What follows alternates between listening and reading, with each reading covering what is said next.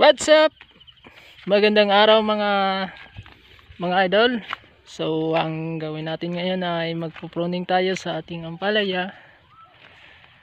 So hindi masyado makikita yung mukha ko. Pero di naman bali yun. Di naman kailangan talaga na makikita yung mukha ko. So pangalawang pruning na po tayo mga idol. Teka, para makikita yung ampalaya, ano muna natin yung camera natin. Ipo-pruning natin. Teka,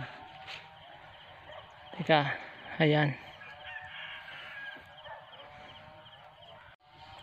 So ayan, dito na po tayo. Simulan natin dito sa baba, ang pinakalas mga idol. So ganito po yung magpo-pruning. Dandahanin po natin, baka maputol yung pinaka main na niya, stem. So ganito po yan mga idol, ay kailangan talaga to. Kasi kapag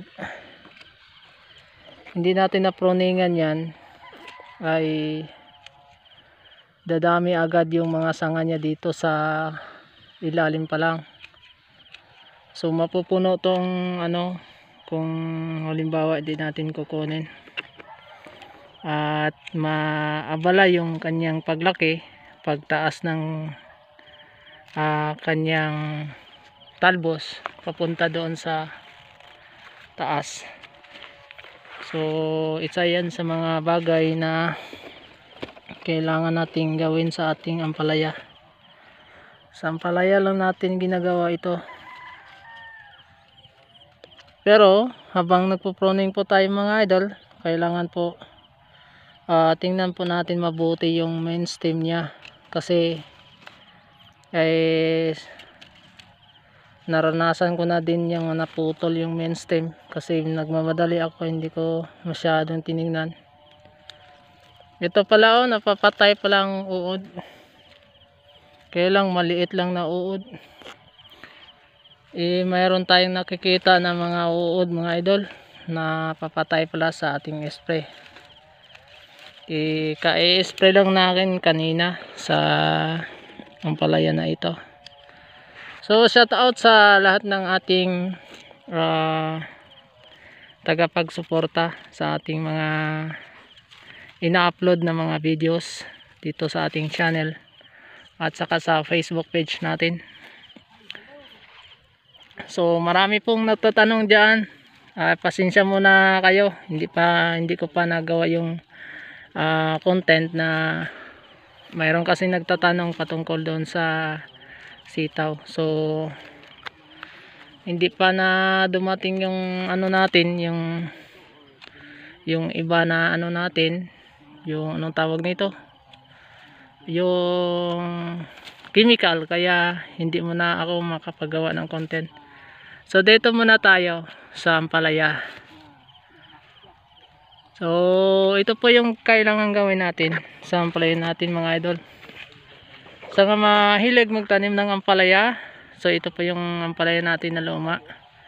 So nagtanim po tayo dito ng bago sa banda sa itaas. So ang ampalaya natin mga idol ay ngayon ay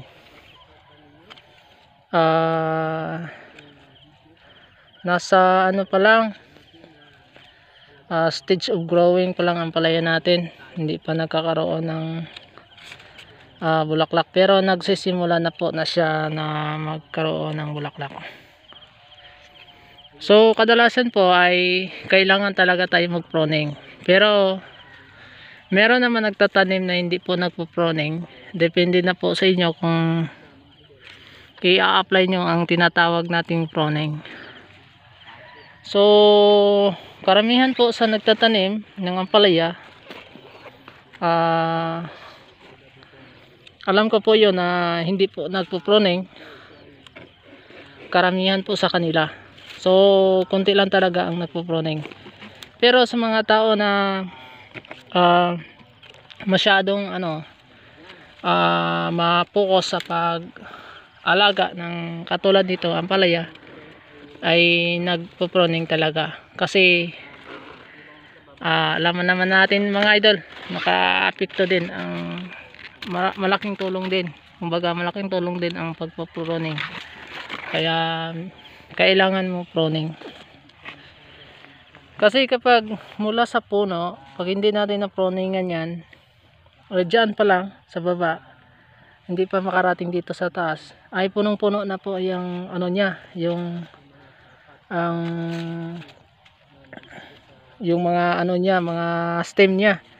So mabagal po yung pag-akyat, so may tendency na maging useless yung gawa natin na sit up sa itaas. Kasi yung ampalaya natin, tatanda siya na nandyan lang sa baba, so hindi siya makarating doon sa taas. So that's why na kailangan talaga nating mag-pruning for the purpose na parang ampalaya natin mabilis na pag-akyat, at kahit marami na po umakit sa taas doon sa at the top, yan,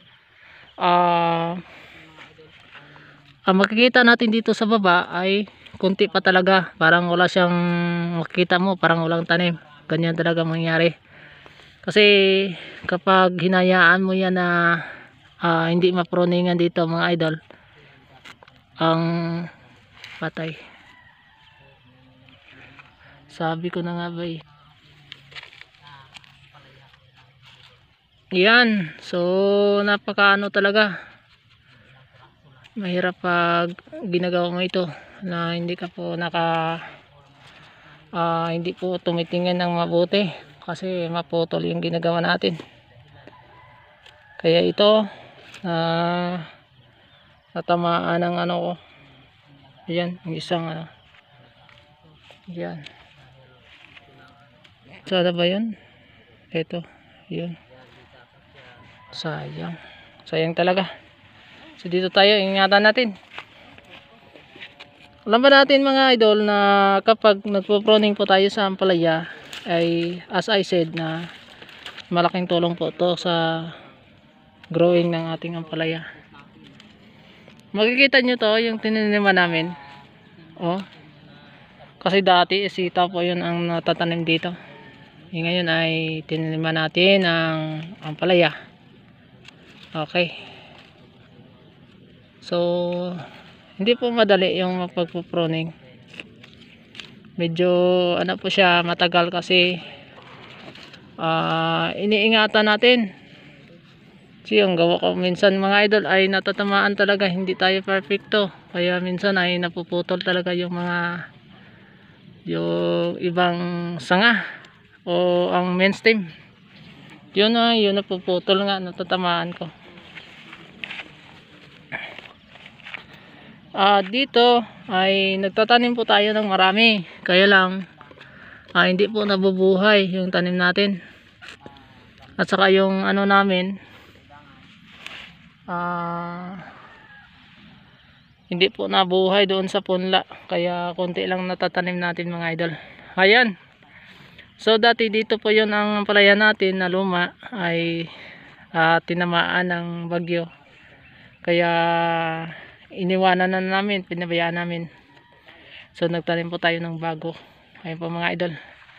So salamat pa nga pala sa inyong panonood sa ating video na ito. Kung naibigan mong video, kung bago ka pa lang sa ating channel, paki-share ng ating video. Malaking tulong na din sa atin na suporta sa ating channel mga idol. Salamat at God bless inyong lahat.